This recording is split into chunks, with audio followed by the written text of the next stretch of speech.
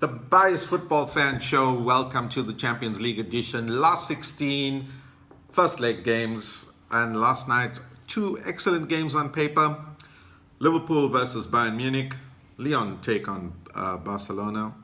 But in truth, both games were a little bit of a disappointment. Liverpool started brilliantly. That first half was some of the best football we've seen from two teams that were very well matched.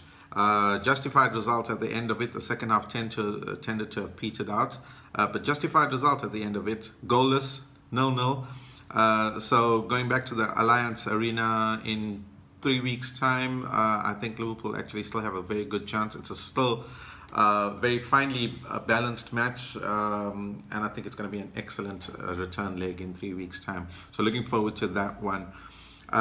Also taking a look at Lyon-Barcelona, I think Lyon were a little unlucky in that game. Barcelona had plenty of chances as well to seal it, or to at least take something away for the home leg in 3 weeks' time, but they failed to do that. They haven't been performing as well as they were, say, 3 or 4 seasons back. Coutinho's been very disappointing since he's joined them. And even Luis Suarez, I mean, I know he's 30 now, but he seems to be well past it, and I never thought I'd say that. So, yeah, Barcelona not looking in the best form of their lives right now. Come to think of it, there are very few teams in the Champions League that are looking like they can go on and win it, or are looking like favorites at this moment in time. So it seems to be a very open competition this year. Be very interesting to see who's actually going to be in the final in Madrid in May. Tonight we've got Man City up against Schalke, so again, I don't see too many surprises from today's games. Juve are playing today as well, and I expect them to win. So yeah, I think everything's going to depend on what happens in the second leg in 3 weeks' time. So that's going to be very interesting to look out for. Very quickly, FA Cup result from Monday night. Chelsea at home to Man United, and Man United running out 2-0 winners on the day. Another dismal Chelsea performance. I think it's only a matter of time before Sarri leaves, and I think that's sad because he's only been in the job 6 months, and he's got a rebuilding job to do at Chelsea. But unfortunately, when your club is run by an oil oligarch, you need instant success, or you demand instant success, and that's something that no manager or very few managers can probably deliver right now. I mean, if you look at Pep Guardiola when he went to Man City in his entire first season, he looked like he was going to struggle, and yet from season 2 on, it's been nothing but title competing in cup finals and long cup runs if they don't even make it to the final. So I think managers deserve to have a bit more time, even with oil-rich or money strapped, I won't say strapped, money-rich clubs like Chelsea and Man City.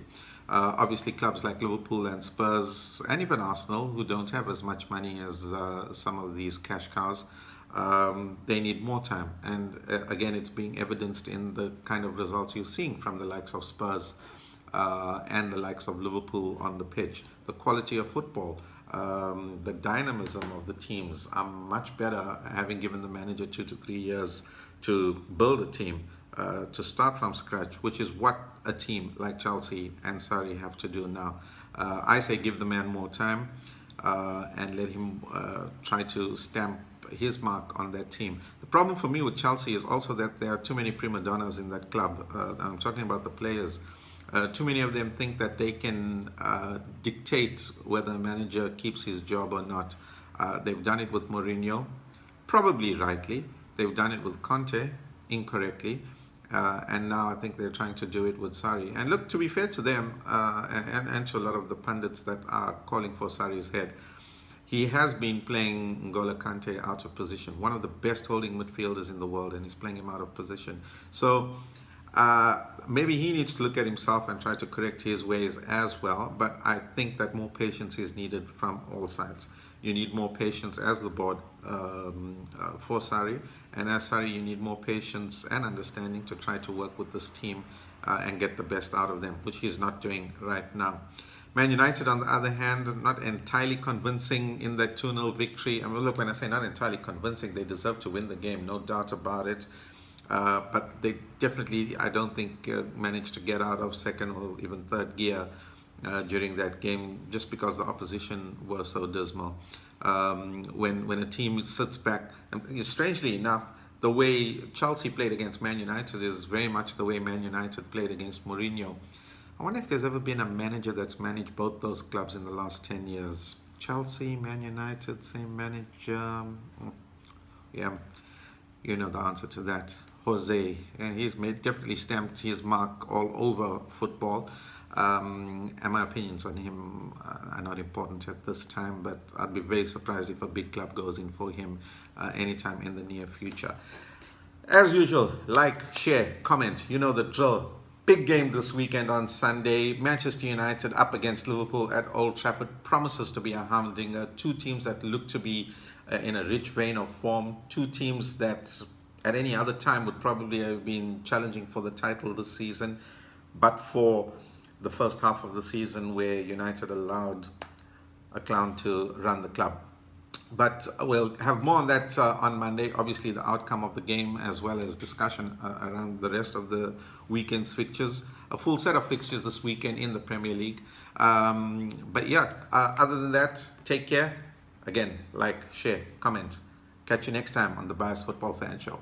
Ciao.